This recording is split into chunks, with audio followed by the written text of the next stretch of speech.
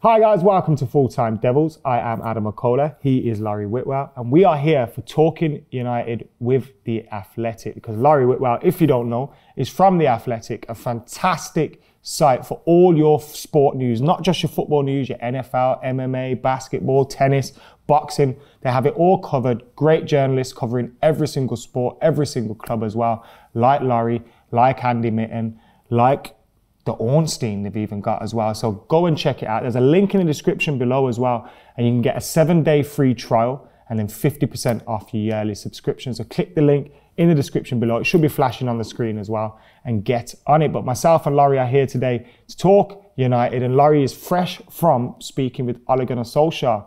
Now, obviously, you're going to be watching this maybe around the time of the Astana game, so we're not going to touch on that too much. But what interested me when we were speaking off camera was you spoke about Axel, and also to Axel today as well in the press conference. And there was a comment this week on Full Time Devils, and I agreed with it, but I didn't realise I agreed with it till I heard it. And Mo said in the preview, he believes Axel Tuanzebe will take Lindelof's spot before the year is out. Now, Axel's a very confident man. What kind of impression do you get from the management in terms of Axel? Yeah, I've heard that said before as well about Lindelof and Tuanzebe. Could they, swap positions? I was really. This is the first time I've actually seen him up close, in person. I was impressed with how calm he was. Very composed, considering he's 21. Sort of cameras on him. European kind of environment, I suppose. Just said what he needed to say. Pretty. To the point. You could tell though that it meant something to him playing for United. Obviously, he's been at the club since I think he was 8, so clearly this is where he wants to go. He's in terms of him and Lindelof thing, I think he's got more pace than Lindelof, and obviously Lindelof's missed a couple of headers this season. So it's certainly one that I think Solskjaer's looking at, because he's going to start at centre-back against Astana, and he brought him on, obviously, in midfield against Leicester to sort of shore things up. So that shows that he thinks he's got enough intelligence to handle that kind of situation, with 5 minutes to go, make sure you're making the right decision. So, I don't know, I think he definitely wants to watch this season. Have you had any hints to how highly Solskjaer regards him? Because it felt to me when Solskjaer was speaking in the summer that it was almost a decision he made this summer, whereas from myself looking out from the out looking in, I thought Axel had to come back this summer. He had to be a part of this squad, and I'm glad that he is. But does Ollie and Mike hold him in that high regard? I think you have to look at the fact that he's allowed Chris Smalling out to go to Roma. Obviously, Marcus Rojo was available for transfer if they'd got something done. Even Phil Jones, I think, would have been, if they'd got the right club. So he seems to have skipped those three sort of in one summer, given what he did at Aston Villa last season, where he spoke about that today, where, he's getting sort of real men's football. It meant a lot, huge amounts to Aston Villa last season, big fan base, and obviously they ended up being successful. So he mentioned today that they had a conversation in the summer, sat down. So obviously they did need to talk about it and get it, out in the open. What's better for me? Go out on loan again or stay with United? Because Villa would have snapped. Oh, Villa. Well, he was was it the Rotherham game, I think, where Tyrone Mings got sent off quite early on, I think, and it was looking really ropey for Villa, and Tuanzebe basically by himself kept that defence together. They ended up winning 2-1, and the dressing room afterwards, they were just singing his name over and over, the players. So. It's a great chant, as that. Yeah, no, I won't try and do it now. He's a player that has definitely struck us, like when he was coming through around the same time as Timothy Fosu-Mensah. You kind of looked at those two and maybe Andreas Pereira and thought, these are the ones that are going to make the grade. Now, obviously, because we've got Mason Greenwood and Tahith Chong and Angel Gomez, and they're coming through and they're younger, everyone's talking about them, and also because they're attacking players. Yeah. You kind of forget about the defenders, but Axel is probably the one academy player that we have that will cement his place in the squad this season if he takes his chances. And it's something to look forward to, and it's something for Lindelof to worry about, I think, as well. Which is interesting. Axel's going to get that start against Astana. Hopefully, if you're watching this after the game, he's performed fantastically well and got a clean sheet too. There was also been a lot of talk about Fred this week. Now, I know you're in the process of writing an article about him or where you are in that, but what do you think of Fred at the minute? Do you think he can be... Because I feel like he can be the missing midfielder that we needed, the one that we should have signed. What do you reckon? Yeah, I mean, I guess people might think a creative midfielder would be, you know, on top of that. So like the Eriksen one, obviously they thought they got close to and he wanted to wait for Real. But if you speak to people from before in his career, he does have that edge to him where he can, you know, be a difference in the final third. I think most of us have looked at him and sort of thought he's a box-to-box guy, defensive, you know, style midfielder, can play up and kind of pass it, keep it simple. I had my doubts about him last season. I wasn't that impressed by him. I sort of didn't really know what he was there for. But I think you have to look at it in the sense of he was going into a situation with Jose Mourinho as manager that wasn't stable. You know, the team kept shifting, his position kept shifting. So whilst obviously you want the best, he was an expensive player. You think perhaps you could ride through that. Still, you think you've got to give him some allowances.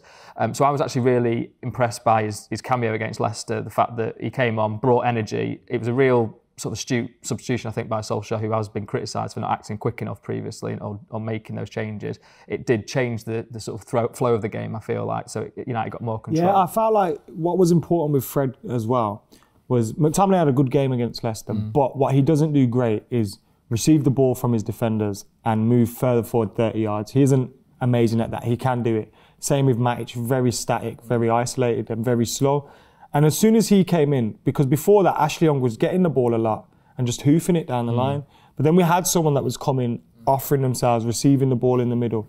And it's just incredible how little players we have to do that. And we've almost had to struggle with Pogba playing really deep and doing that job. And Fred can actually come in, maybe allow McTominay to just sit there and then Pogba to go further forward. And it gives us the option to play a free midfield as well, which Ali hasn't, like, he done a lot last season, but he hasn't done this season. Is it something that you think he wants to do, that free midfield? I don't know if it's something that he wants to, but I think it's something he definitely could explore, because obviously that's where Pogba was at his best for Juventus, of that three, in midfield, left side. So you could have, Fred as that sort of one in the middle, McTominay off to the right, Pogba off to the left, and see how it goes. I totally agree with you. I think against Leicester, he pressed really well. So him and Chong chased the Leicester defender. It changed the game, Chong did as well. Yeah, exactly. Obviously, we're talking about energy, but it was intelligent energy, I think. It wasn't just sort of running around like headless chicken. It was genuinely, right, when can we go? Right, we can go now. Press, and then they ultimately won the ball back a couple of times that then just, again, took the pressure away from defence. And yeah, ideally you wouldn't want to be clinging on to a 1-0 win against Leicester, but I think the situation sort of demanded it. And with Fred in particular, I really do feel like he made a good contribution, which obviously Solskjaer's said previously to this point, the fact that he missed part of the pre-season tour because of his wedding, set him back. Yeah, a bit frustrating. So annoying. He could have been so much further ahead for us. That's what it does still boggle the mind that could happen, that you then have a player that you can't use really for a couple of weeks because he's behind in pre-season training. But I suppose, listen, we're here now. And like a wedding's one of those things. It's like an excuse that you can kind of get away. It's like when you say, "Oh, I gotta go to a funeral," or "Gotta go to." It's like no one's gonna say no. You can't get married. Like they're not gonna. It's just so annoying. I was moaning about it the other day, and someone commented, a female commenter commented, and was like, "You do realise it takes ages to organise weddings?" And I was like, "Yes, but he's a footballer on footballers' wages, and he should pay for the fact that he was stupid enough to think he was going to be in the Brazil squad." Well, there is that. There is that as an underlying point. Weirdly, I hope you forgive me this sort of personal story, but when Jamie Vardy before the Euros, so it started the season when they won the title 2015-16, he said, it's sort of like October time, maybe even earlier than that. He said, "Listen, we've actually changed the date of our wedding just in case I'm in the England squad." So I mean, maybe that was presumptuous for him. He was in the squad, to be fair to him, so it worked out. Yeah. But there was only a narrow window of time when he could get married. So I do have some sympathy in the fact that clearly with footballers, there's never going to be a long summer that you've got to choose from. But I would have thought in this situation you could have done it better. Yeah, you've done an interesting article this week with Chris Coleman. I don't want to spoil it for anyone that's going to read it and wants to know about Chris Coleman's other side of things. But there's a little nugget in there about Manchester United, and I just thought it was an intriguing insight. And I don't know whether you want to share. Yeah, sure, yeah. With everyone, or yeah, well, I've tweeted it to me for this little note, so it's fine. Don't worry. He's a great guy, Chris Coleman. He managed Wales, obviously. So he spoke a little bit about Dan James. He was coming through. He brought him into the squad for Serbia away, and said he took brilliantly to that. Sometimes they can get overawed, but he said he didn't. Spoke a little bit about Bale. Didn't talk to me about Bale and potentially United, but he sort of said that he still thinks very much so that he's can produce for a big club, doesn't have to go to China. But the one nugget he gave me was that when he was Fulham manager, like all those years ago, he sold Sahar and Van der Sar to United. Yeah, Sahar was mint. Yeah, so he told me that he got 13 million for Sahar and only got 500 grand to actually reinvest in the team because they had to put 12 million on the cottage because they had to renovate it for the Premier League. But he kept him up for 3 seasons, mid-table. But he said I think 2006, he saw Nemanja Vidic for Red Star and thought, I'm having him. He's my guy. He spoke to the agent. Mohamed Al Fayed was on board with it. Said, here's the money for it. But United were already in there with him, and he knew Jim Lawler, who's the chief scout at United, still is, through pro license in Belfast. They both did their pro license together. So he was calling up Jim and saying, listen, Jim, he's not ready for you. Let him come to Fulham. Let him learn his trade in England. Couple of seasons, he'll do well for us. Then he can go to you. And Jim's like, no, he's coming to us now. I bet after that Man City game, Chris Cole was on. I told you should have sent him for it. Because I remember after that Man City game, I think Sean Golter scored. I remember just thinking, Jesus. But yeah, I could just remember Pizza Hut on those shirts, weirdly enough. I'm going to go. But Louis Saha, I thought, was a great signing from Fulham. It was just a shame he had glass knees because he always looked like Rooney's best partner. I thought him and Rooney really were fantastic. I know Rooney did well with other players, but they seemed to have something going, and it was just a shame that didn't happen. So going back to the Europa League, now I don't want to go over it too much because people might have already seen the game, but generally speaking, do we get an idea, or have you got an idea of how seriously Ali's taking this? Because we saw with Jose, yes, we won it and we had a great time in Stockholm, but it derailed our league campaign. And I feel like this time around our league campaign may be more important. Or is it like... Well, I certainly think to begin with, the Premier League's the priority. They obviously need to stay in that, race for fourth, just so that in January perhaps they can tell players, listen, we're going to be a Champions League club next season. But obviously the Europa League presents a great opportunity to get back into the Champions League as well. Certainly, Solskjaer was sort of saying that he will give youth and fringe players a chance. I just think you have to, when you've got that many players, you need to give them game time, keep them fresh, give them just that sort of carrot, I suppose, to play football and make an impression with him. But he basically said today that he will treat each match on an individual basis. So, he say they've got a big match afterwards or a big match before it, he might rest a few players. But if it's an easier or a more difficult Europa League match, he might put the big players in that, and he needs to win. So I do think he'll mix and match it. It's not set in stone, basically, is what he said, in terms of playing the kids or playing the fringe players. So I just think it's a great opportunity. We've got no choice though as well, right? Because to rotate. Yeah. Because we've got such a thin squad that we can't actually just... Because if we rush, I don't know, players back from injuries and we start playing Pogba, Martial, Rashford every game, eventually it's going to take a knock-on effect on our league campaign. And even just look at this, the turnover between Astana and West Ham. 2 days in between. One of those they won't be training. I don't know if they train a day before games, probably won't be as hard. So you're not going to really get any training in there, and then it's straight into another game, and just worried how that affects things during the season. That game against West Ham's a big one as well. Pretty tricky game, especially with the way Pellegrini's going. Yeah, they played pretty well, I think, against Villa. I know they were down to 10 men, but by all accounts... It was a decent 0-0. Yeah. It wasn't a horrible 0-0, but they had chances where they probably could have nicked it as well. So remember last season at West Ham? We lost. Was it 2 or 3-1? I think it was 3-1, and it was like a weird team that Jose put out. One of those that you just sort of thought... It was around the dark times, wasn't it? Yeah. Yeah, I remember being outside the Olympic Stadium. It was quite sunny that day as well, wasn't it, Nick? Yes. My mood wasn't. It was really sad. Oh God, don't bring me back to them days. Hopefully we beat them this weekend because we do need 3 points. Yeah. And it's very fragile at the moment, isn't it? The whole mood around the club. You win a game, everyone's happy, and then you lose a game and it's down in the dumps again. But with this squad, we have to be expecting inconsistencies, right? I think that's what you have to allow for, because we've had 6 seasons of United paying big money for players that do they necessarily fit with the particular plan? It sort of seems scattergun. Whereas at least with this, you look at Maguire, Wan-Bissaka and James, there's clearly an idea behind that. Players on upward curves that clearly playing for United will be the biggest stage of their careers. And obviously giving youth a chance, Twanzebe, Greenwood, and Manchester Gomez. United, whilst we've had a great academy over the years, we've also been known for taking the best talent from around Britain as well. Like when we were scouting for Georgie Best and even David Beckham from London.